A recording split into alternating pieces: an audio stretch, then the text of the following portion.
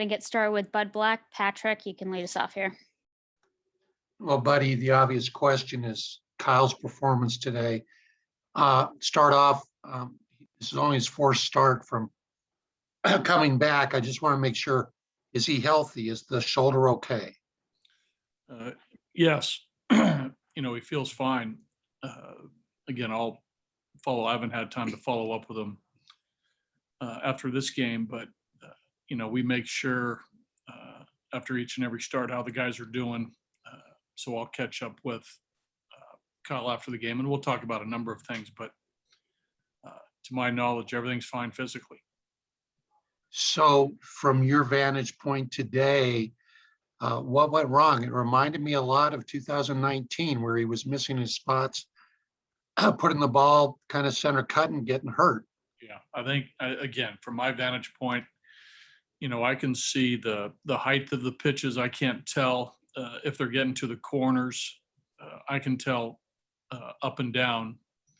And then, obviously we have some, video in game that, our hitting coaches, pitching coaches, and our players check. I usually wait till after the game, but, to me, I think, for Kyle to be effective, or a lot of pitchers for that matter, they got to be down at the knees and they got to be high enough at the letters at the very top of the strike zone to be successful. And also, getting the ball out of the middle of the plate. I think in the first inning, Winker and Castellanos both are two of the hottest hitters in the National League, as you guys know. I think Castellanos is leading the league in hitting, and Winker's right there behind him. They put two hits together, single, and then the home run. That ball looked a little bit up out over the plate. I think the 0-2 pitch to Heineman, I think that was intended to be down below the strike zone, coming down underneath his swing. It didn't get there. The Votto pitch, Kyle struck him out the previous at bat with a high fastball. I think he tried to go up and in. I'm not sure, but that pitch looked up for him to drive it out to left field. So, you really got to keep the ball down. You got to change speeds, and it looks as though Kyle's getting hurt by mistakes. He's not getting away with anything right now, and that happens. I've been in his shoes. I know what that feels like.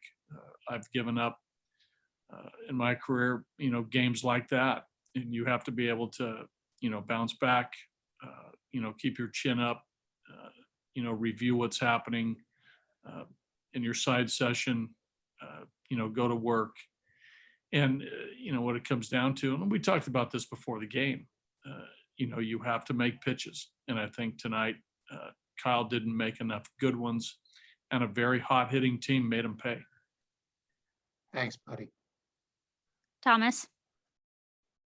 Buddy, with each start, Kyle's strike percentage actually has gone up. It was pretty high tonight.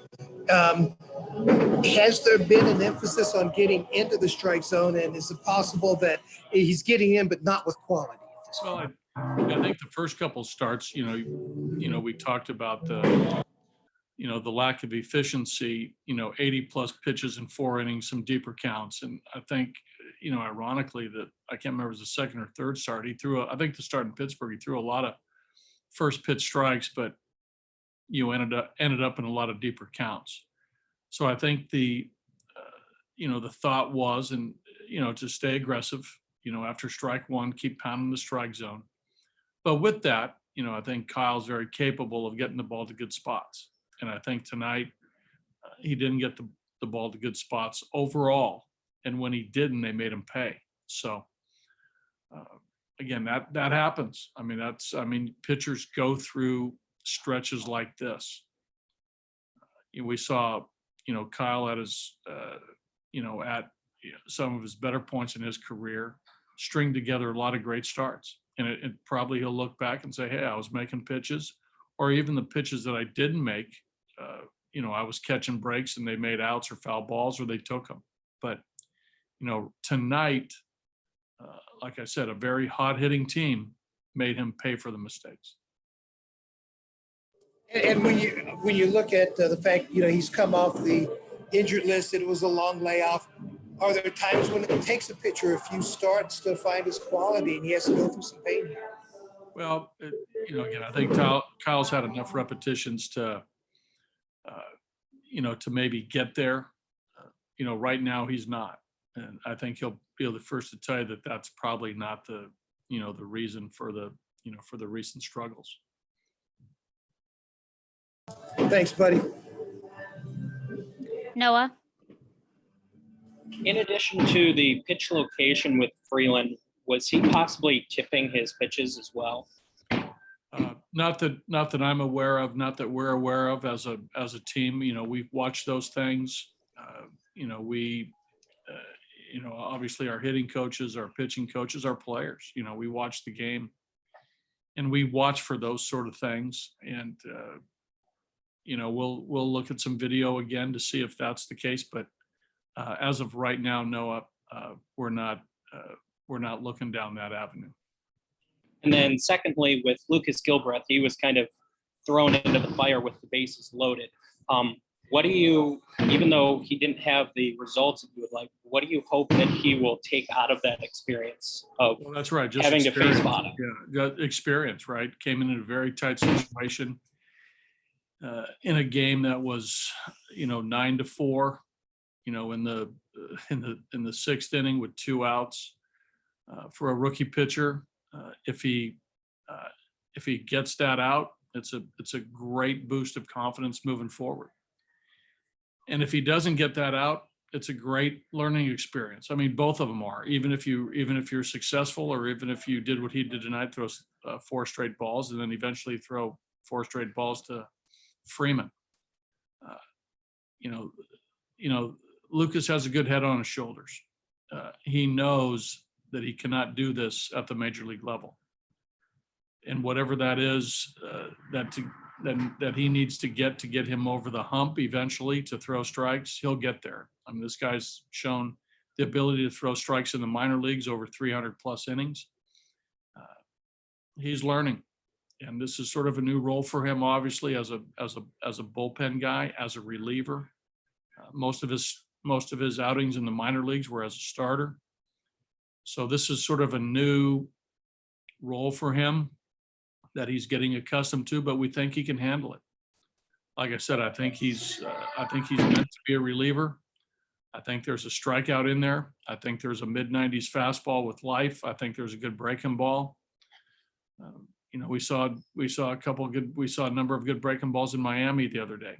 So again, there's some inconsistencies there that he has to work through.